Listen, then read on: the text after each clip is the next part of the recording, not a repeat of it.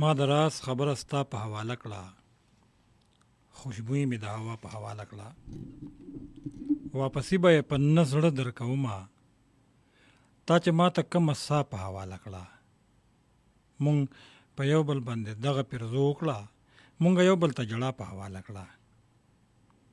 عقل رورو بې ننګی په روان کړم، عقل رورو بې ننګی په روان کړم، د جنون لاس ته مې بیا په حواله کړه. عقل رورو بې ننګی په روان کړم، د جنون لاس ته مې بیا په حواله کړه. هره ستونزه مې د مور جولې ته راوړه، هره ستونزه مې د مور جولې ته راوړه، بدمرغي مې د دعا په حواله کړه. خپل اخلاص او ستاسې تم مې ورته کېښود، خپل اخلاص او ستاسې تم مې ورته کېښود، فیصله مې د الله په حواله کړه. ربه ژوند درنه شاهد د حیا غواړي، ربه ژوند درنه شاهد د حیا غواړي، دنیا ټوله د دنیا په حواله کړه. ډېرو ګرانو خوږو قدرمنو السلام علیکم. غږ دا وخت تاسو اورئ د سونو اف ام ریډیو نیټورک 89.4 او 96 پروګرام لفظونو کې عکسونه. زه ستاسو کوربه شاهد علي شاهد یم او زما لخوا ډېره مینه، نیکې هیلې، درانه او پښتانه سلامونه او احترامات ومنئ. باور لرم چې خوشحاله به یې تېره هفته به مو ښه تېره شوې وي، د خوشحالو سره به تېره شوې وي. الله دې وکړي چې ستاسو د ژوند راتلونکې لړۍ، راتلونکې ګړۍ هم ښکلې، حسینې، مهربانې او خوشالحانې تېرې شي. قدرمنو بلکل ستاسو سره یو هم په دې شپه پروګرام لفظونو کې عکسونه. نن مې بیا هم پروګرام راوړی دی او نور حکیم صاحب هم را سره دی، زموږ تکنیکي همکار دی. زما غږ، زما آواز دغه تر تا پورې در رسوي، تر تاسو پورې در رسوي او ستاسو ډېره مینه تر ما پورې راوړي. ډېره مننه هغوی ته وایم. او قدرمنو بلکل تاسو ته معلومه ده دا خبره چې په دې پروګرام کې ستاسو دپاره ناول مونږ شریکوو او نن به بیا هم تاسو سره د ناول برخه شریکوو. په دې وخت د دې نه پس به بیا زه تاسو سره په ټلیفون کالز باندې خبرې هم کوم. د هغې دپاره زمونږ شمېره ده 5254 143 او 091 دغه زمونږ د پېښور سیمه ییز کوډ دی. ناول مې ستاسو دپاره راوړی دی، شروع کړی مې دی. نن به د ناول درېیمه برخه شریکوو او د ناول نوم دی پاتې شه باران دی، لیکوال دی مصطفی سالک. خو زه مختصرا د تېرې شوې برخې حال وایم د دویمې برخې، نو بیا به د هغې نه پس تاسو سره درېیمه برخه شریکوم، ځکه چې کېدای شي څه ناڅه ملګري زمونږ په هغه نیمه کې پروګرام چا لګولی وي او چا نه وي اورېدلی، نو هغې سره پوره بلکل داسې کېږي چې سړی وایي که ما پروګرام اورېدلی دی. یو د ځینې ملګرو د خلق ذهنونو نه خبر هم داسې وتلی وي، نو هغې ته هغه را یاد هم شي. نو زه کوشش کوم چې د ناول د دویمې برخې مختصرا حال تاسو سره شریک کړم. دا و چې دی وایي چې مونږ په کلاس کې ناستو استادانو چې کله د هغه زما چې په بورډ باندې کوم تصویر جوړ کړی و د غر، او بیا مې ورسره د فطرت په حواله خبره لیکلې وه، استادانو ډېره خوښه کړه او دې ما ته وویل چې یاره غرنۍ سیمې دې ډېرې خوښې دي. ما ورته وویل چې خوښې مې دي خو زما د کتاب نه دی، لکه زما د انځورګره نه دی اندازه ولګول. هغې ورته وویل چې نه ما ته خو مخکې نه هم پته وه، وایي ما خو درته نه وویلې. بیا دې وایي چې زما د جغرافیې کتاب یې راواخیسته او چې هغې په هغې کې چې دی نو ما ته هغه تصویر وښو کوم چې په هغې باندې جوړ کړی شوي و، نو ما ته پته ولګېده چې ښه ده دې به ما ته د جغرافیې په پیریډ کې کتل، نو دا به یې ما ته نه کتل، دا به یې دې ته کتل. نو زما چې هغه کومه زه په کومه خوشفهمۍ کې وم، نو هغه لاړه، هغه زما هوایي سوچ و او زه په دې ډېر زیات خفه شوم. خو دې وایي چې زما زړه ته او ذهن ته به دا وخت په وخت را ننوته او زه به مونږ به تلو دغه شان مسلسل کلاسونو له به تلو. یو شپه مې سوچ وکړ چې یاره زه ورته خط لیکم، خواست نه چې یاره دا خط زما ایمرجنسي شي او ایمرجنسي چې دی نو د هغې به ډېر بد حال و. دی وایي چې زمونږ په دغه سکول کې چې به کومې جینۍ کوم هلک ته خط ولیکه محبت نامه، یا کومې جینۍ به یا به کوم هلک کومې جینۍ ته ولیکه، نو هغه به هغې چې دی نو ایمرجنسي کوو او ټول خلک به یې خبرول. دی یو بل سره دا جبه کړې وه چې یاره دا به مونږ چې دی نو باقاعده د دې نه به ټول کلاس خبرو چې هغې نه چې دی نو باقاعده دې سبق اخلي. او بیا په دې چې دی نو دی وایي چې ما سره دا غم و چې یاره زما خط چېرته ایمرجنسي نه شي. خو خط مې ورته ولیکل او په خط کې مې ورته دا خبره ولیکله چې یاره د حسن چرچې دې ملا مې مشه او ستا دې قسمې چې یاره زما الفاظ پوره ولوله او روحونه چې دنو لکه د وجودونه الله تعالی جوړه پیدا کوي او دا د یو بل دپاره تکمیل او مینه ده. خو بیا څه خوش قسمته خلک څه خلک داسې وي چې څه په یوه زمانه کې پیدا شي او څه په بله زمانه کې. هغوی دواړه یو ځای نه شي خو په لحد کې بیا د خپل زړه داغ لکه د شمې په شان ورته بلیږي او پته نه لګي چې د هغې نه بیا څه جوړېږي. او څه خلک داسې وي چې هغه په نږدې زمانه کې پیدا شي، په یو زمانه کې پیدا شي خو څه د دنیا په یو سر کې او څه په بل سر کې. لکه هغه دا ټپی مثال دی چې د مثال دیدن نصیب یې نه وي په یو کوڅه کې سره وړاندې رستو شي نه. او زمانه کله کله داسې پیرزوینه وکړي چې وایي څه خلک څه روحونه داسې وي چې هغه په داسې حالاتو کې پیدا کړي چې یو چم یو محلت یو ښار او یو کلی. نو د دې نه چې د نو ادم خان او درخان یم نو دی وایي چې ما ورته ولیکل چې ته زما نه جدا شوې څانګې او دا ما نیمګړې مه پرېږده. وایي بیا چې زه لاړم ما سره دا یاره وه چې یاره به دا خط دې ته څنګه ورکوم. خو په یو پیریډ کې ما ته په تفریق کې ما ته موقع میلاو شوه چې ما د هغې په کتاب کې د هغې یو کتاب هلته پروت و په هغې کې ما کېښوده او چوټي مې واخېسته ولاړم ځکه چې هلته زه نه شم کېناستی او بیا را سره ډېره زیاته یره وه. زه دغه شپه ډېره په پریشانۍ سره تېره شوه. سهار مې یو ځل وی چې زه ځم او بیا مې وی چې زه نه ځم. خو چې زه لاړم څانګه راغلې وه او ما ویل چې زما خط یې لوستې وي. ما چې وکتل نو اندازه راته لګېده چې لوستې یې دي ځکه چې ډېره داسې سترګې ښکته مې ما په نه راکتل. بیا د هغې نه پس پیکۍ یوه جینۍ پاڅېده هغې د بوټ خواله لاړه ویې چې ایمرجنسي ما سره یره پیدا شوه. ما وی چې یره بس تر 12مه پورې راغلی خو ایمرجنسي کې ګیر نه شوې اوس ګیر شوې. بیا به هر حال دی وایي چې هغه پیکۍ وویل چې یره چا ودرېده او د یو چا له خوا چاته محبت نامه لیکلې شوې ده خو زه یې ځکه نه وایم چې دا چا ماته لیکلې ده. خلکو ورته ووایي چې نه دا به وی زما زړه بیا دې سره ډېر زیات ښه شو. نو دې دغه خبره وکړه چې ماته یې پکې لیکلي دي چې د 11 کلاس یو مجنون دی او ماته یې لیکلي دي چې یاره زما تا سره ډېره مینه ده او که تا زما خبره ومنله نو ته چې دلته نه وځې نو د شیرو کاکا په کینټین کې به بوتل وڅکې نو ماته به پته ولګي او که نه تا هلته بوتل ونه څکو نو بیا به د خیبر هسپتال مخې ته چې کوم هغه د اوسپنې پل دی هوایي د هغې نه به چې دونه د هغه د سکول د ګاډي مخې ته رادانګمه چې بس د هغه ګاډي مې چیت پیت کړي. دغه خبره چې دونه وایي زما زړه خوشحاله شو چې زه بچ شوم ګېرېدمه خو بچ شوم.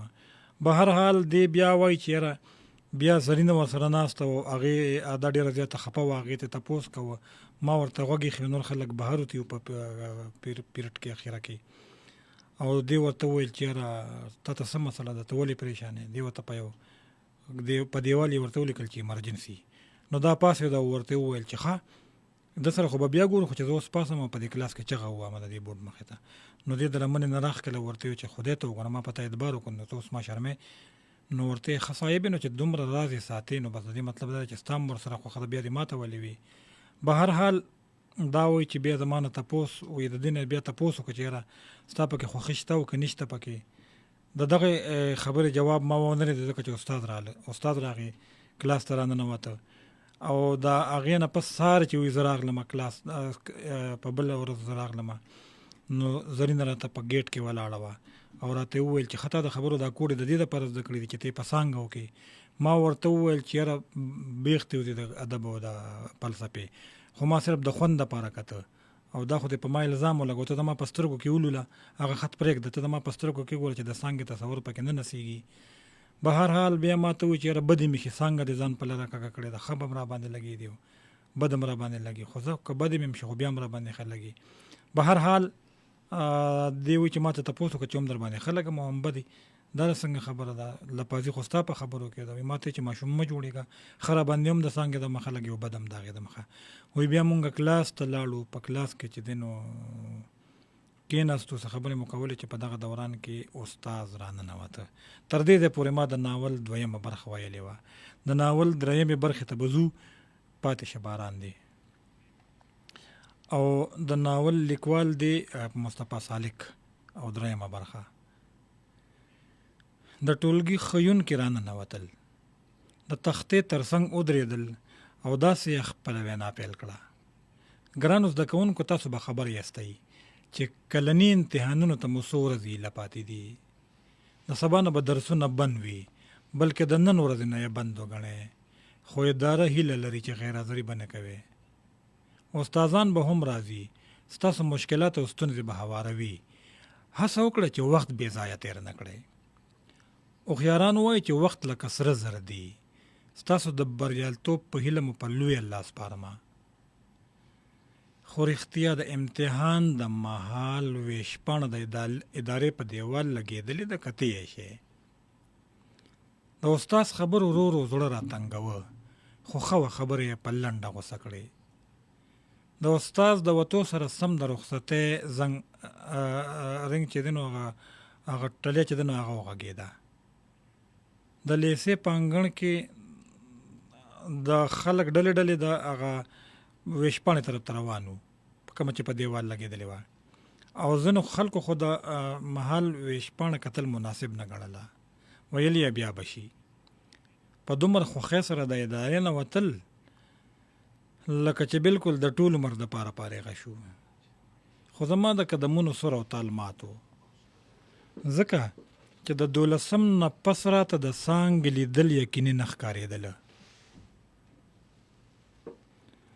څانګه هم په ماتو ماتو قدمونو باندې د زرینې سره ووتله. د کور په طرف روان شومه. خپې مې په ځمکه وې، خو فکرونه مې د شک او د یقین په کشمکش کې وو.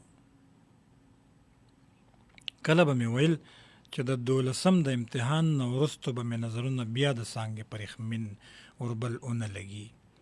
خو بیا به مې ځان ته ډاډ ورکوه کېدای شي چې هغه د پوهنتون لپاره د کلي نه راشي او یو ځای سره په دواړه په یوه څانګه کې داخله واخلو. ټوله ورځ او شپه به مې د ښکلي ماضي او شکمن مستقبل په یادونو او سوچونو کې تیر کړ.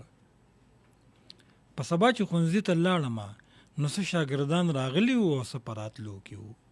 څانګه هم راغله.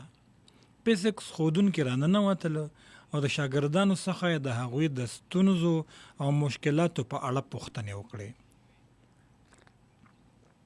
ډېرو شاګردانو ویلو لومبي تمرینونه اسانه او وروستي ګران دي. له پایه به د پیل پر لور حرکت وکړو، خو څانګې د ټولو مخالفت وکړ. ویل یې له پیله به د ستونزو اورول پکار وي چې په الف پوهه نشمه نو د بې ګردان به راته بې ګټې وي. خو بغیر له مانه ټولو خلکو د څانګې مخالفت وکړ. استاد یوه شیبه غلی و، خو بیا د لیسې د پرانستې دروازې د لارې د لیسې په منځ کې شنه چمن ته وکتل. د یو ساعت خاموشۍ نه پس یې بیا شاګردانو طرف ته مخ راواړوه او ویې ویل ورته مسله به حل شي. د غزن د کورنو کارونو راته اندازه لګېدلې ده چې په فزیکس کې هم تکړه دی. که څه مشکلات نه لري نو بیا د غزن او څانګه خپلې چوکۍ پورته کړي نو د چمن په مینځ کې د توت د سوري د لاندې د څانګې پوښتنو ته جواب ورکړي. او که کومه ستونزه رامینځته شوله نو زه هم دلته یمه، چېرته تللی نه یمه.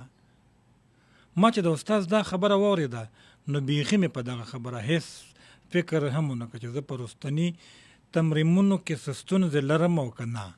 ودرېدمه او خپلې چوکۍ ته مې لاس کړ. استاد ته مې وویل زه تیار یم. استاد څانګې ته هم وویل چې خپله چوکۍ اوچته وه او د غزن سره چمن ته ځه.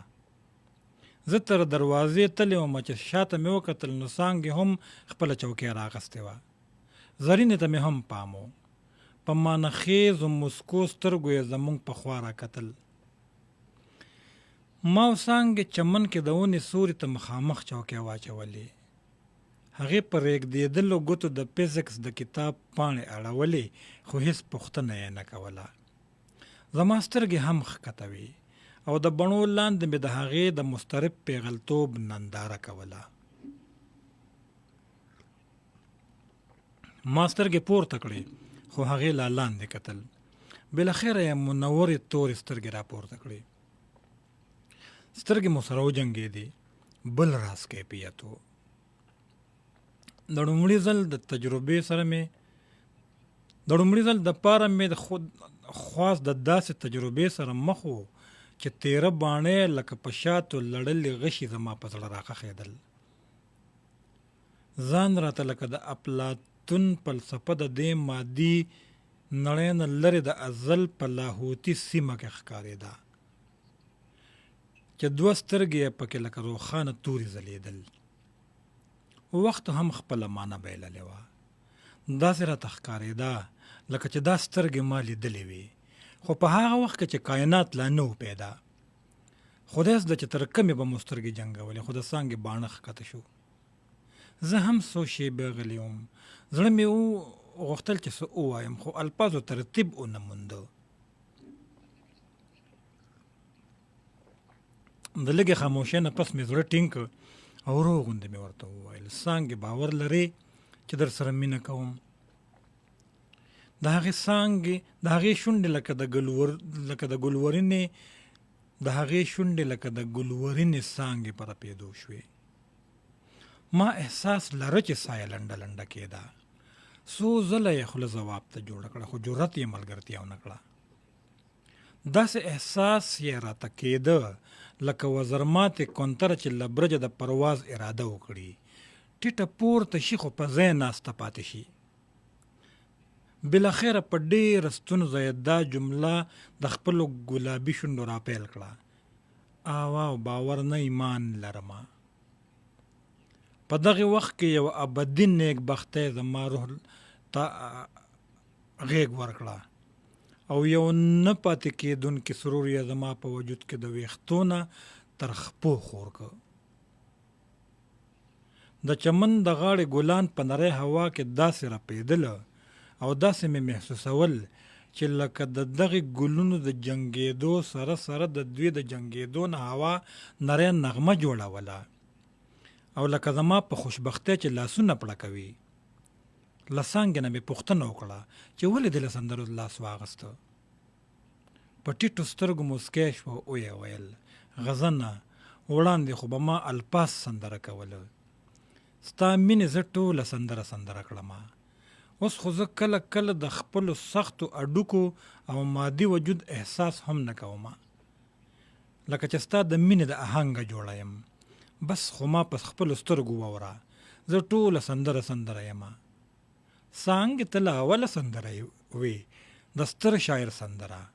ستا سترګې لکه نامرایي الفاظ له ازله زما د زړه په ګنبد کې موزونې غزونې کوي.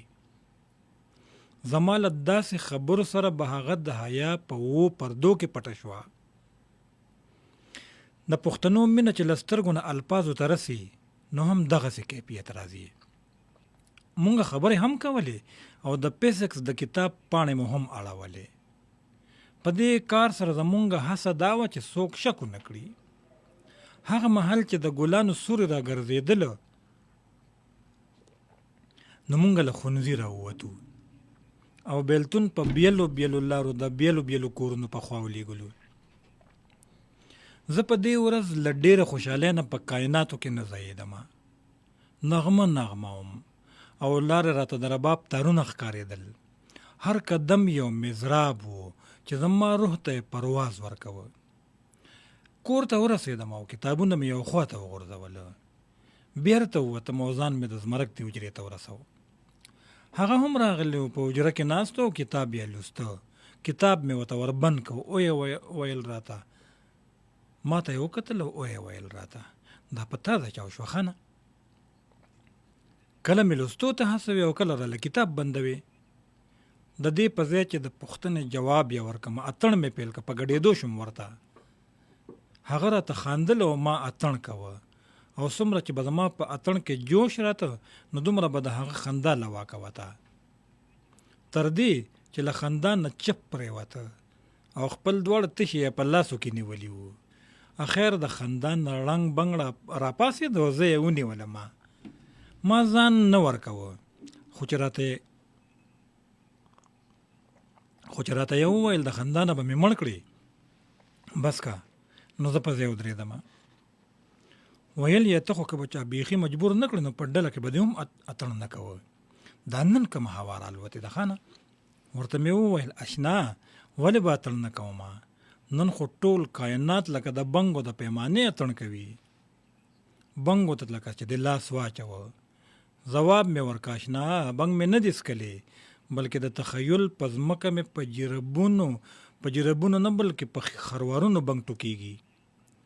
راته یې په استبهامیه انداز وویل نو بیا دا چې دور مې درخانه شوه. هغه خوشحاله شو او راته یې وویل چې زه ښه ده اشنا چې ستا د زړه درس کو شعر ومونده. ښه ته هم اوس د ادم خانه کم نه یې. خدای زده چې له کمې څانګې نه د شهباز جوړ کړی و. زه چې ځو ښار ته د دې خوښۍ په تحفه کې به درته رباب واخلمه. مونږ هم په رښتیا بازار ته لاړو او رباب یې راته واغسته او بیرته د زمرک د حجرې ته راغلو. راته یې وویل زړګیه ما خو در سره کړې ژبه پوره کړه، رباب دې زده کړه، اوس ته ماته ووایه خپله ژبه پوره کړه چې ستا درخانۍ څوک ته. سمه ده، اول به درته یو نغمه وغږومه او بیا به درته درخانۍ وښایمه. هغه را سره ومنله او ما هم رباب په غېږ کې ونیو او غوږونه مې وله تاو را تاو کړل او چې سور شو کله رباب نو دا سندره مې په رباب کې راواړوله. دا چار چاپیر په غرونه راغلل بارانونه یاره، ګلی وریږي نه مزه دلته شپه وکوه پاتې شه باران دی. په نغمه کې دومره ګرم راغلمه چې ځان او جهان مې هیرو. یو وخت مې زمرک لاس ونیو او راته وویل ظالمه لږ خو ځان ته پام وکړه د جامو نه دې خولې ساسي او د رباب دې هم خانه تا خانه کړه. که پرې ایښې مې وي او لاس مې دله نه نیوه نو یا خو دې د رباب تارونه شلول او یا دې د خپل زړه رګونه شلول. رښتیا دا سندره خو به څانګې هم ډېره زمزمه کوله، زړه خو دې هلته جاله نه ده جوړه کړې. ورته مې وویل اشنا تا د خپلې پوښتنې ځواب په خپله ومونده.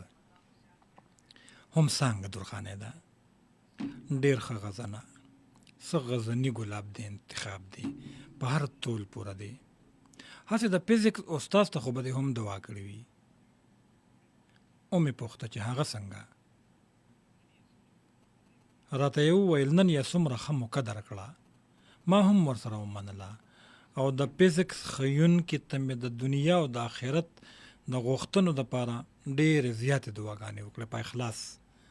زمرک راته وویل زه به د کتاب په کرښو کې ډوب شمه، اوس تا خوښه چې ته آرام کوې او که نه د ماښام ډوډۍ ته ایسارېږي، خو ما کتاب ته پرېږده. ناوخته و، بخښنه مې ترې وغوښته او خپل کور ته لاړمه. بیا به د دې نه پس چې کله زه لیسې ته لاړمه نو څانګې سره به مې کله په خوله خبرې کولې او کله په سترګو. خو د امتحانونو دپاره مو تیارې هم کوه. یوه ورځ یې راته وویل غزنه یې لس څو ورځې پاتې دي، زه خو به هر کال د اوړي په تیاره کې وطن ته تلمه، خو دا تن مې زړه درزېږي. هسې نه چې پلار مې د بیرته راتلو مخالفت وکړي. ما ورته ویل مه یارېږه، پلار به دې ولې مخالفت کوي، ته خو دلته هم د خپل ورور سره اوسېږي. هغې یو څو ولسویلې وکړه او ویې ویل دا خبره نه ده. د لیسې په دوره کې هم ډېرو خلکو زما د پلار په هکله پس پس کول چې پیغله لور یې مکتب وایي، په کلي کې خو بیبي شي غټ څادر په سر کې د ځانه راتاو کړي، خو خدای خبر کړه چې په پېښور کې به څنګه ژوند تېروي. زمونږ خلک بل راز دي، هغوی وایي چې هلک هم په الکوتې شي نو د اسلام نه لاس ووینځي او د جنکو دپاره خو د پوهنتون تصور هم نشي کولی. اخر پلار غریب به مې تر کمې په غوږونو کې مالوج ګرځوي. غزنه زه خو ډېره زیاته پریشانه یم، خدای زده چې څه به کېږي. د څانګې خبرو خفه کړمه، سترګې مې لوندې شوې او د ځانه سره مې وویل اخر تر کومه به مونږ داسې یو؟ کله به زمونږ د غرونو په جنګ ځپلو کنډرو کې د جهالت په ځای د علم مشالونه روښانه شي؟ خو بیا مې خپل ځان په کابو کې راوسته او څانګې ته مې داسې ډاډ ورکول پیل کړل څانګې مه خفه کېږه، ستا پلار د ناوړو روایاتو خلاف دی، خو چې ستا د زده کړې او د روزنې دومره غم یې وخوړه نو خامخا به دې پوهنتون ته هم راپرېږدي. خو دا راته ووایه چې پوهنځی به کوم انتخابوې؟ ما نه تاسو که ته وایې ته به کوم پوهنځي انتخابوې؟ ما ورته وویل زه خو ستا مینه د سندرو خبرو او د رباب سره اشنا کړم، ادبیات په ووایم. که د زړه خبره درته وکړم څانګې وویلو نو زما هم ادبیات خوښ دي. د ادبیاتو د خویون د استاد دا خبره مې په زړه لګېدلې ده چې ادب د ژوند تفسیر او د ژوند د بدلون دپاره وسیله او استدلال دی. زما هم دغه خوښه ده چې ادب او استدلال زده کړم چې په ټولنه کې کره او کوټه روایتونه پیل شي نو دغه بیلتون سره به بدلون هم امکان پیدا کړي. ګینې یقین مې نشي چې زمونږ د پرمختګ دا وړی به شړی شي. خو رښتیا دا راته ووایه چې رباب دې د څه دپاره زده که. په مسکا مې ورله ځواب ورکړه. په رباب کې مې په تا پسې ویر کوه. دا لنډۍ دې نه ده اورېدلې؟ رباب زما په غېږ کې راکه، زه به د خپلې ځوانۍ ویر پکې کوم. غزنه اوس هم ویر کوي؟ نه اوس خو خوشحاله یم. نو بیا ولې راته د ویر لنډۍ وایي؟ ښه غوږ شه بله درته ویم. خدای دې زما د غېږ رباب کا چې همیشه د تا نه اخلمه خوندونه. لنډۍ مې وویل خو سم د لاسه پېښ پیمانه شومه، خو بیا هېڅ نشو کېدی، اوبه د ورخه تېرې وي. څانګه له حیا نه لکه د مړې په شان سره شوې وه. اوږده باڼه یې ښکته کړل او خاموشه شوه. څو شېبې ما نه هم د خبرو چل هیر شو، خو بیا مې د لنډۍ د اغېز د پټولو په خیال ورته وویل رښتیا د امتحانونو وروسته به په لیسې کې د کانکور کورسونه پیلېږي، ته ورته به ایسارېږې که نه وطن ته به ځې. خبرې یې پیل کړې خو په لهجه کې د لنډۍ نه د راپیدا شوې حیا رنګ محسوسېده. ویل یې نه، ورور مې د امتحان نیټه پلار ته لیږلې ده، راضي به، زه نشم ایسارېدی. البته کتابونه او نوټس به د ځان سره یوسمه. که چېرته پلار مې د لوړو زده کړو دپاره کانح کړی شو نو چمتووالی به ونیسمه او کانکور ته به هم ځان راورسوم.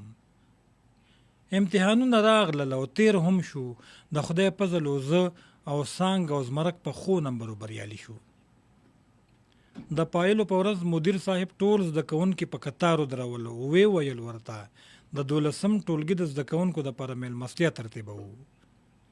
د لیسې ټولو شاګردانو ته بلنه ورکوو. د بری لیکونو ورکړه او یو سټیج ډرامګۍ دا د غونډې برخې دي. د دوی دپاره به چای، شربت او داسې نور څیزونه هم وي. هیلهمن یمه سبا له به راتګ نه هېروې. د مدیر صاحب په بلنه سبا ګڼ شمېر شاګردان لیسې ته راغلي وو. لومړي شاګردانو یوه ډرامګۍ پیل کړه چې په افغانستان د جنګ د ناوړه اثر زغلن د انځورګري یې کوله. بیا مدیر صاحب سټیج ته راغی او د لیسې په کلنیو هڅو او کارونو یې رڼا واچوله. بریالي زده کوونکو ته یې بري لیکونه ورکړل او نور یې لیک او لوست ته وهڅول. بیا تفریح ته فضا جوړه شوه. د سټیج مخې ته هیڅ څوک هم نه و. چې کوم خلکو کارکوونکي و هغه منتظمینو هغې چای او شربت وویشه. وروسته سټیج چلوونکی د سټیج شاته څرګند شو او د لوډ سپیکر په ټنګولو باندې د شاګردانو پام د ځان په لور کړ.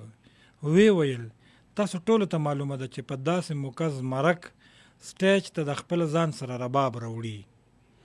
داسې معلومیږي چې نن به په وروستي ځل د هغه د رباب نغمې زموږ د لیسې د انګړه پورته شي، ځکه چې هغه فارغه شو، پوهنتون ته به ځي. په هر حال زموږ له ګوتو ووته. زه زمرک ته بلنه ورکومه او هیله ده چې په آرام ډول به یې د زړه په غوږونو واورئ. په سټیج درې غوړېدلې وه.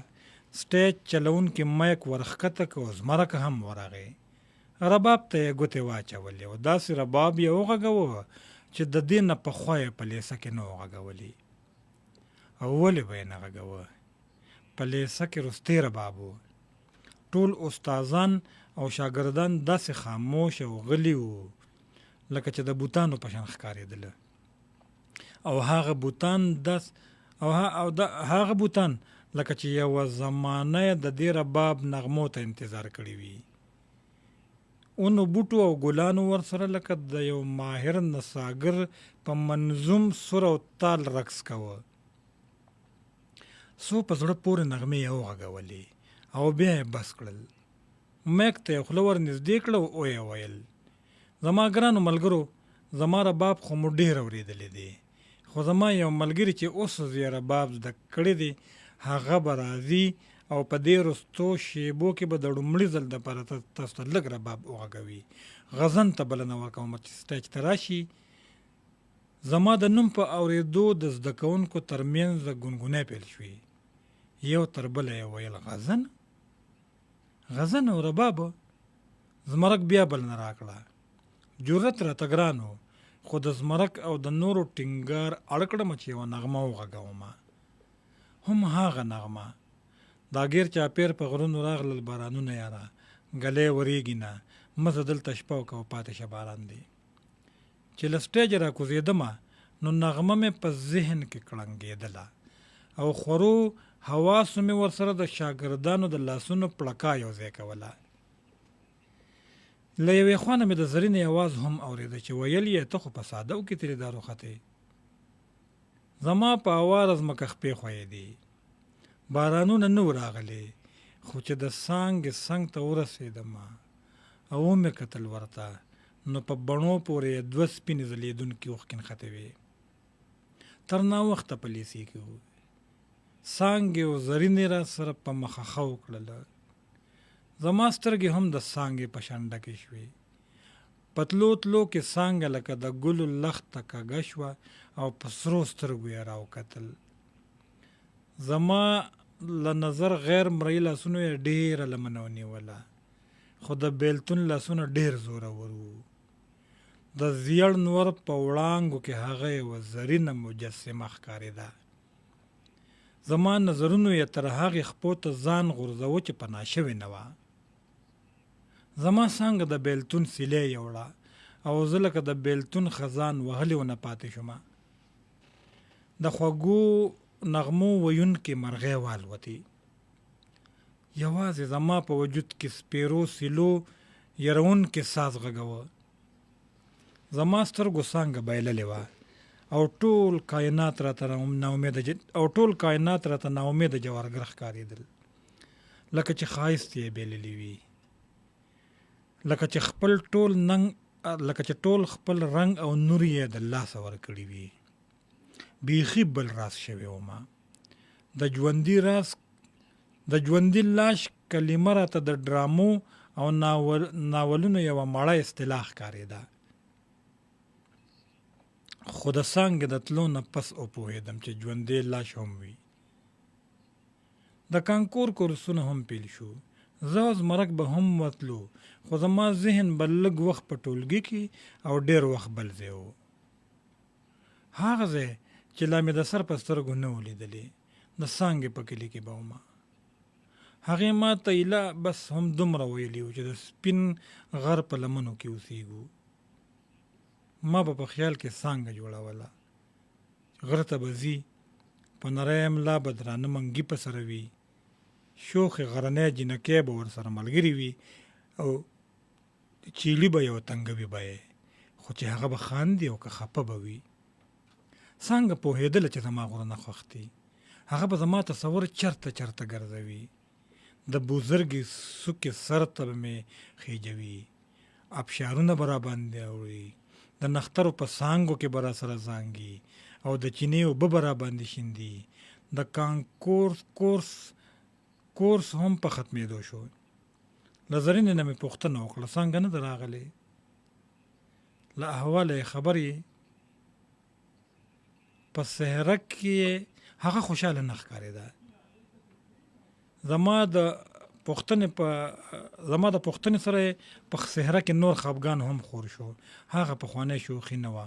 سر یې ټیټ کو او یې ویل: غزنه د ورور کور ته ورغلی ومه، څانګه نه وه راغلې. او د ورور په خبرو کې هم د هغې د راتلو د امید توري نه وو. داسې نه ښکاري چې د څانګې کورنۍ به هغه لوړو زده کړو ته پرېږدي. د زرینې دې خبرې زه په پریشانو کې لاهو کړم.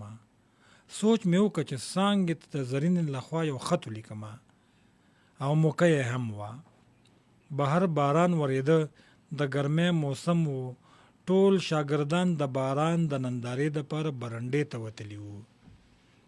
ما خط د زرینې لخوا پیل کړه. دا دوه رنګي زما فطرت نه بلکې مجبوري وه. کلیوالې جینۍ ته د اهلک لخوا خط ورلیږل دا دومره لوی جرم و چې د څانګې د مرګ سبب هم جوړېدی شو. نو ځکه مې د زرینې د نوم په تکیه دا کار کوه. بیا هم ځان راته ډېر ښه نه ښکارېده، خو د ځان سره مې دا سوچ وکړه چې دا کار خو زه په پټه نه کومه، زرینه به هم خبره ومه، ځکه چې دا خط خو به هغه د څانګې رور ته سپاري.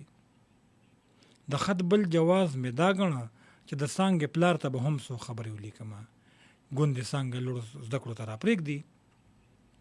یوه به مې جمله لیکله او د هغې نه پس به یو ځل په فکرونو کې ډوبېدمه. لیک مې ایله نیمې ته رسولی و چې باران زور واغسته. زمرک د کړکۍ نه آواز راکړ، یا لکه غزنه بهر روزه، ډېر ښکلی باران دی او باد خوتې لکه د مطرب په شان پستې نغمې راوباسي. ما ورته وویل بس اشنا ته ولاړ اوسه، زما په ځای هم نغمې واوره، زه نشم دروتی. بیا آواز راکړ او جواب کې یې وویل راوځه، ګنې ګورې زه در پسې درځمه. پوه شوم چې نه یې منې. برنډې ته ور ووتمه. رښتیا هم ډېره ښه شیبه وه. ونې بوټي یې په سندرو راوستي وو، خو زما خیال د خپل نیمګړي لیک سره و. څو شیبې ولاړومه، بیا مې د زمرک زنې ته لاس ور واچوه او ورته مې وویل ته ولاړ اوسه او د باران نه خوند اخله، یو ضروري لیکنه مې نیمګړې پاتې ده، بس چې پوره شي نو بیرته راوځمه.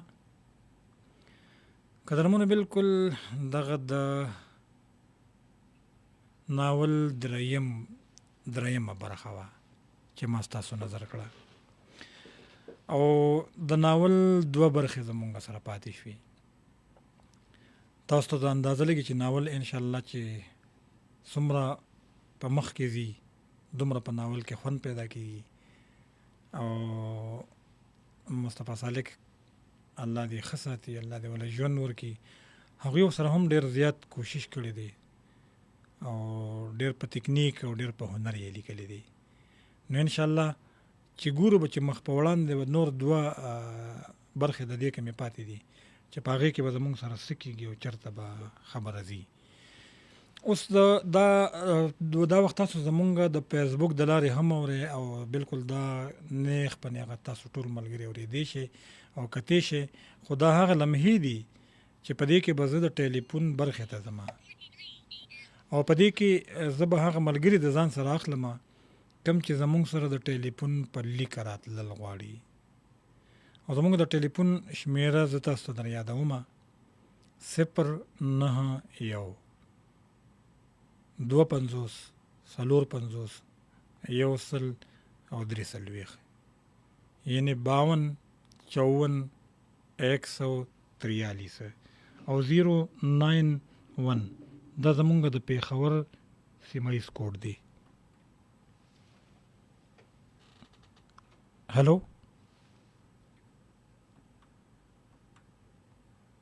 قدرمنو، بالکل زه په لږ ساعت کې د ټیلیفون طرف ته ځم او انشاءالله چې ډېر زر تاسو سره خبرې کوم. تاسو که موږ سره د ټیلیفون په لیکه راځئ د ناول په هکله هم خپله رایه شریکولی شئ. تاسو د دې سره څه پوښتنه هم کولی شئ. تاسو د دې نه علاوه موږ سره چې دی نو خپل کلام وغیره هم شریکولی شئ. نو زه ګورم چې موږ سره به څوک یې ولنی ملګري. السلام علیکم. وعلیکم السلام ورحمت الله وبرکاته. مزلی او بډبیره مزلی رو په خیر علي درته وایم. سعید لالا په خیر علي سړی مو چې څنګه علي ښه صحت دی؟ ښه دی، ډېره مننه، الله دې خوشحاله کړه. قدرمن شي بس انتظار هم ویه. ښه جي، لفظونو کې عکسونه که نه؟ جی بالکل. ناول دې واورېد را سره؟ ناول مې واورېدو، نور کله په شان ډېر زبردست خو نه و، بګې کلتوري خبرې هم وشوې، د رباب خبره پکې وشوه، واه بالکل باران خبره پکې وشوه که نه، او داسې پکې دا دوه درې ټپې هم تاسو نه هم پکې واورېدې. نو کردارونه پکې ماشاءالله هغه ستا خبره چې اوس په فن به نورم سیوا کوي. بس 2 برخې پاتې دي ان شاء الله چې ناول راټولیږم. دا ډېر لوی نه دي، 15 برخې دي، 3 مې وویل 2 پاتې دي. مصطفی سالک د ناول سره ډېر خوارو دلداري کړې ده کنه. بالکل یې ورسره کړې ده. بالکل. او شاهد لاله دا لفظونو کې عکسونه پر روم چې کم بنیاد خودل شوی دا چې کم شروع دی کنه. او نو دې کې به موږ سره موږ ناول چې کم دی اورو. دا ان شاء الله دا بخپل ځای ته لاړ شي واپس چې دا دې پیری چې کله سکیجول بدلیږي ان شاء الله کنه. او نو دا به لاړ شي خپل ځای ته. بیا ان شاء الله د لسونه تر 12 پورې چې نو اولنې برخه غنټه به د ناولي او دویمه غنټه دا خو مخکم شوی چلیدلې دي کنه. نو په دې کې به دویمه غنټه کې بیا هغه به د لسونه تر 12 پورې هغه کې به بیا ان شاء الله چې تاسو خپل کلامونه مو انتخاب کلامونه مو هغه کې به لږ دا غوښم چې تاسو به صرف ناول وایي پکې. زه په دې کې صرف ناول شریکوم. او دا ټیک شو دا ټیک شو. د ژوند د تیرېدو ضرورتونه څومره ډیر دي. د ژوند د تیرېدو ضرورتونه څومره ډیر دي. لاسونه زما د دې کارونه څومره ډیر دي. بالکل. او په ډیر دلیلونو ورکول شو مستړی. په ډیر دلیلونو ورکول شو مستړی. د خلکو په ذهنو کې سوالونه څومره ډیر دي. د عشق په بصیرت دی که د خپل وطن په حال دی. د عشق په بصیرت دی که د خپل وطن په حال دی. په دې ښار کې د زړونو تکلیفونه څومره ډیر دي. زما او ستا یوه نښه د یو بل سره نشته. زما او ستا یوه نښه د یو بل سره نشته. زما او ستا په کور کې صندوقونه څومره ډیر دي. بالکل. هر چا د خاموشۍ جامې اغوستې دي باکره. هر چا د خاموشۍ جامې اغوستې دي باکره. خبرې څومره ډېرې دي، غوږونه څومره ډېر دي. ډېر ښه دي، ډېر ښه دي. د الله په امان ښاد او باسي مازلي او بډګر یاسه کور دی ودان. قدرمن بالکل دغه زموږ سره د بډبیر نه مازلیو او د شاهنواز باکر د غزل شیرونه یې راته ووي. بل ملګري ګورم 52 54 143. السلام علیکم. هلو.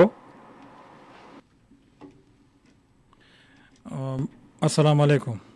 وعلیکم السلام ورحمت الله وبرکاته. پروفیسور صاحب تا ټول اوریدونکو ته ډېر سلامونه یې. مننه. نوم دې راته ووایه، څوک خبرې کوي جی؟ ټال علاقې نه حضرت مولانا عمل نظیر صاحب جی. کوم ځای نه جی؟ ټال د ټل د علاقې نه. ښه د ټل د علاقې نه. په پروګرام کې په خیرالي درته وایم جی. ډېره مهرباني. کالی صاحب بھائی پروډوسر وی اکثر هغه ته ډېر سلامونه وي. ډېره مننه. الله دې خوشاله کا. زه یو تجویز در کوم د دې چکونه مو علاقې کې کاکا سیټال علاقې پېښور او سره اسلام آباد چکونه کله کله و مو طرف نه خام مثبت تجویزونه راشي هغه باندې تاسو بیا مشورې کې کاو.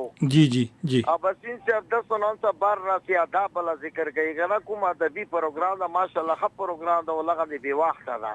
واه بالکل. تاسو له ناول د خیر د ناول د خاتم شي دا تذکرۃ اولیاء نه اسلامي مذهبي کدا مو شروع کو دي ته یا ډېر مخلوق جو کوم دقیقانی شي چې دا ډېره فائدہ یې اسکه شي. تذکرۃ اولیاء کتاب دا دی الله والا خلقو. صحیح. هغه تاسو شروع کو وکو هغه کې یا به حدا به خوانده شي. صحیح. ابا یو تجویز به کو د در کولو مشوره د تاسو کو خپل پروګرامونه دی هغه خپل موافق مشورې مطابق کو د تاسو کوو. ټیک شو. مننه. ډېره مننه. تاسو د تجویز ډېره زیاته مننه. او ګورو چې څنګه مناسب وي هغه شان وکړو. السلام علیکم. السلام علیکم شیخ جلی صاحب. وعلیکم السلام جی. څوک خبرې کوي جی؟ عبدالمنان خبرې کوم لنډي سره ناول خو ما زبردست خوند وکړه. ښه جی. دا څومره برخه مو سره واورېده؟ څو برخې مو واورېده؟ دا درې مو واورېده. درې واړه دې واورېدې؟ ان شاء الله ډېر مزیدار خوند وکړو. دا زموږ چې ورته وي دا په دې افغاني کې به د کورونو ته وایي کنه زینو ته خونځي کنه. خونځي دغه ته وایي سکول ته وایي کنه. کوم ځای کې چې زده کړه کېږي. ها خو څنګه به دې به څو برخې پاتې شو؟ 2 پاتې شو ان شاء الله. الله دې بس خپل کې برکت واچو. خپل کې الله پاک خواږه واچو. دې خسته خوند یو غړې مزیدار. ډېره مننه. الله دې خوشاله کړي. مهرباني. قدرمنو بالکل دغه زموږ سره عبدالمنان بل ملګری. السلام علیکم. وعلیکم السلام ورحمت الله. ډېر زیاته مننه. ډېر د قبول کا پروګرام باندې ډېر مننه. الله دې خوشاله کړي. څو خبرې کوي جی؟ ملنګ استاد شپږ څو کړی نه په پروګرام کې په خیرالي به مدرته جی. الله دې عزتمن کړه خوشحاله ورته اوسې او الله تعالی دغسې خوږ او تندرست توانه لره. مننه. پروګرام دې واورېد را سره؟ جی او بالکل دا مې واورېده. مخکې مې اورېدلی مخکې ناول چې کوم صحیح ټیک. او دا اوس چې کوم دا مې واورېده او ډېر ته خوند کړو، ډېر زبردست لفظونه پکې. صحیح او چا لیکلی دا غم پې خواري کړې ده، خو تاسو هم ماشاءالله صحیح. مننه. داسې قوت یې وربخش کړي چې د خلکو زړونه دې وګټل. مننه. او دغسې کوئ انشاءالله بس موږ هم درسره یو پروګرامونه حاضري وکړو. ډېره مننه ستاسو حوصله افزایي چې وي زموږ سره. نو ستاسو په ډاډ به انشاءالله چې پروګرام مخ په وړاندې ځي او نور به هم ښه کېږي، ښه ناولونه به د دې نه به ښه راځي انشاءالله. بالکل به راځي سر چې دغه دوه چې کوم بقایا پاتې دغه به هم واورو بیا به صحیح. مننه مهرباني. ملنګ استاد زموږ سره مننه ورته وایم. بل ملګری هم ګورم. السلام علیکم. وعلیکم السلام. په خیرالی ویم درته پروګرام کې. ډیره مننه شاید لاره تاسو ستړي مشه په خیر راغله. مننه. زما یې که نه؟ جی جی جی خورجانې څنګه دی؟ ښه صحت دی؟ ښه دی؟ بالکل خیر خیریت دی. تاسو ښه؟ الحمدلله الحمدلله شکر دی. بس د ناول خو نن داسې ورحه وه شاید لاره چې یو خوا سمه ګرمي او بل خوا په ناول کې دومره ښکلي ښکلي رنګونه. دا ټیک خبره ده. څه د رباب نغمې، څه د باران سورونه او څه بیا د غزن د زړه موسم. بالکل. خو بس الله دې ورته باقي خیر کړي. دا دوه برخې اورېدونکو له پکار دي چې را سره واوري. دا ډېرې زبردست دي. واقعي چې دا ډېرې زبردست دي. ما کتلې دي په خپله، ما ټول کتلې دي که نه. او ما د دې نه پس د یو بل ناول انتخاب هم کړی، هم ډېر ښه دی. هغه هم چې دی نو هغه هم د افغانستان د سیمې یو کس دی، نصیر احمد احمدي. هغه هم ډېر ښه ناول لیکي هغه. جی جی د هغوی دوه ناولې ما کتلې دي واقعي چې ډېر. کم د هغې تا کم کتلې دي چې دا اوس هغه دی؟ ما یو رڼا ناول کتلی دی او یو مثال کتلی دی. نه دا بل دی، دا چې دی نو دا بل دی. دا به تا نه کتلی. زه بس بیا ټیک سرپرایز ښه دی. او دا سرپرایز دی، دا به تا نه کتلی. ښه انشاءالله. او دا هغه هم ډېر ښه، د هغې ناول هم ډېر زیات ښکلی دی. او دې کې زمونږ د خلکو دپاره یو پیدا دا کېږي شاید لاله چې مونږ د دوی د لفظونو نه خبرېږو، هغه سوچه پښتو پکې مونږ زده کوو. واو ټیک خبره ده. بالکل. نو دې کې چې دا کومې دوه برخې را روانې دي انشاءالله په دې کې ډېر زیات کلیوال رنګونه، کلیواله مېلمستیا هر څه پکې موجود دي. انشاءالله چې اورېدونکي به ترې ډېر خوند واخلي. دا ټیک خبره ده. صحیح خبره ده. دا جد صاحب یو څو شعرونه به در سره شریک کړم. را شریک کړه که نه. مطلب ده چې په بیل بیل نظري کې به په اور خفه کېده، په بیل بیل نظري کې به په اور خفه کېده، د رور په بېلېدو به رانه خور خفه کېده. او چې ما به چېرته هم کوو صفت ته نورو ژبو، چې ما به چېرته هم کوو صفت ته نورو ژبو، زما نه به په دې خبره مور خفه کېده. او د لور په شانې نه ګڼله سپکه یې ګڼله، د لور په شانې نه ګڼله سپکه یې ګڼله، د خواښې نه به خامخا انګور خفه کېده. او پیون پیون جامې زړې څپلۍ په کور زړه شوه، بهر د کوره نه تله په پیور خفه کېده. او سورې ته یې د شوقه غاړه نه وی ښودلې، سورې ته یې دغه شوقه غاړه نه وی ښودلې، عجزه پښتنه وه په پیور خفه کېده. ډېر ښه دی، ډېر ښه دی. ډېره مننه. مننه. کور دې ودان، کور دې ودان. قدرمنو بالکل دغه وه زموږ سره عظما او ډېره مننه ورته وایم. بل ملګري هم ګورو، یو ملګري وګورو. ښه جي 09152541143. السلام علیکم. وعلیکم السلام ورحمت الله وبرکاته. جی څوک خبره کوي؟ سداسې د شب قدر نه په پروګرام کې په خیرالی ویم درته. ډېره مینه او مننه. تاسو ستړي مه شئ. ډېره مننه. زما له خوا هم ډېره مینه او مننه. څنګه پروګرام په حواله څه ووایاست؟ پروګرام ته مو څنګه څه راوړي؟ نو پروګرام خو د تیر په څېر ځانګړی انداز، ستاسو ښکلې زیار جی جی او د ګران محترم مصطفی سالک صاحب د لفظونو جادوګري بالکل نو ښکلا یو په لس شي. ډېره مننه، ډېره مننه. ډېره مننه. جی جی د ابرار غر صاحب یو څلور شعر به شریک کړم. راځه شریک کړه. چې دا د قیامت نه مخکې بله د قیامت ورځ ده، ته به همدې جمعې لځي او د زیارت ورځ ده. واه واه واه. ډېره مننه. او نننۍ شپه به د ګلونو په زړه څه تېرېږي، نننۍ شپه به د ګلونو په زړه څه تېرېږي خبر د ګرم چې سبا د محبت ورځ ده. ډېر ښکلی دی. ډېره مننه. او بل شعر دی پکې چې یوه ګړۍ پوره لکه صدۍ اوږده ده. یوه ګړۍ پوره لکه صدۍ اوږده ده. دا انتظار دی او که نه د آخرت ورځ ده. ډېر ښکلی دی. ډېره مننه. او مقصد چې خدای خبر چې سپوږمۍ به ورپېرزو کړي که نه، خدای خبر دی چې سپوږمۍ به ورپېرزو کړي که نه، غر تېره کړې نن اسمان ته په مینت ورځ ده. ډېر ښکلی دی. ډېر ښه دی. غر ډېر د کمال شاعر دی. غر ډېر زبردست دی. د غر مثالونه نشته. ډېره مننه. کور دی ودان. ډېره مننه. کور دی ودان. یو ملګری دی بل هم ګورم د ځان سره 52 54 143 091. السلام علیکم. السلام علیکم. هلو. زما په خیال دي ته زموږ آواز نه ورځي او بل ملګری به خیر دی وګورو. السلام علیکم. وعلیکم السلام. جی څو خبرې کوي؟ تاسو کور خبرې کوم د کور په خیر علي ویم په پروګرام کې خور جانې.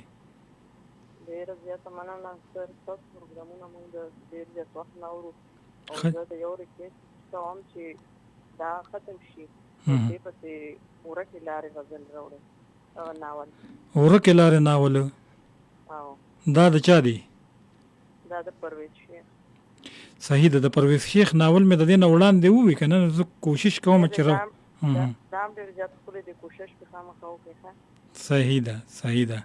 زه ډېر خوشحاله شوم چې زموږ دا خویندې دي چې دینو د ناولو سټډي کړې د دې ګوري اوري نو دا زموږ دپاره ډېره ښه خبره ده چې یاره زموږ دا ژبه چې دینو دا صرف زموږ رونه نه ګوري دا زموږ خویندې هم ګوري. او دا زما ډېر زیات شوق دی. ډېر شوق تاسو پروګرامونه اورو. څه مننه. کور دی ودان. ډېره مننه. ورکې لارې ناول اخرنی ملګري ګورم چې څوک ملګري د دې نه پس اجازه تخلم بیا 52 143. ښه به هر حال دغه ملګري زموږ سره وفا ونه کړه. او السلام علیکم. وعلیکم السلام. سرجی ښه جوړ یې؟ شکر الحمدلله. خپل پیژنګلي را سره وکړې اخرنی ملګري څوک خبر کوي د چاته؟ او خلمیر افریدی تیراوال. ښه جي. او ته ښه جوړ یې؟ شکر دی په خیر علي ویم درته څه ویل غواړې ډېر بس مختصر وخت څه خبر مو په زړه وي څه ویل غواړې نو اورم. بس لارې ښه لاره پروګرام ډېره ښه مزه وکړله او بس د کومه چې حادثه شوې وه د سوات والا بس ډېر خفه یو بس زمونږ خو د هغه تعالی مخې لګه هغه زمونږ د ټولو شریک زمونږ د کور مسله ده او په کور کې چې یو کستم مسله راشي نو ټول کور خلکو ته تکلیف وي مونږ هم پې خفه یو.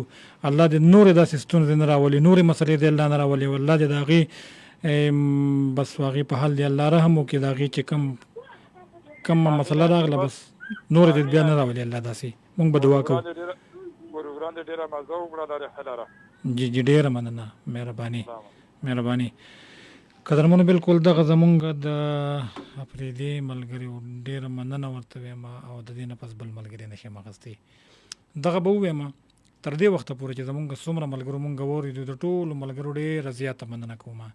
د فیسبوک د لارې چې څومره خلکو مونږ وکتو د راډیو د لارې څومره ملګرو واورېدو کومو خلکو زمونږ سره په دې پروګرام کې برخه واخیسته خپل اواز یې شریک په دغه ژوندۍ خپرونه کې خپل غږ نورو ملګرو ته ورسوه چا انتخاب کلامونه ووایي چا د ناول په حواله خبرې وکړي ټولو ته ډېره زیاته مننه وایم او کومو ملګرو چې زمونږ پروګرام بیخي په خاموشۍ سره واورېد دغه یو ګنټه زموږ سره تېره کړه خو توجه یې بل طرف ته وانه اړوله او په موږ ته یې کالم ونه کړ نو دغه ملګرو د ټولو نه زیاته مننه کوم ځکه دغه بې غرضه ملګري دي بې لالچه او صرف د زده کړې دپاره پروګرام اوري نو د هغه ملګرو د ټولو ملګرو نه زیاته مننه کوم. قدرمنو بالکل زه به ځمه او تر بل پروګرامه پورې انشاءالله تاسو په الله سپارم او دغه خبره به بیا وکم یو وارې چې د خپل ځان ډېر زیات خیال وساتئ او د خپل ځان نه هم زیات د هغه خلکو خیال وساتئ کم خلک چې خپل خیال په خپله نشي ساتلی او تاسو ته منتظر دي تاسو ته یې سترګې دي. هر چېرته چې شپه مو په خیر خواږه خوبونه مو په برخه سباونه مو روښانه ښاد آباد او بریالي اوسئ د لوی الله په امان.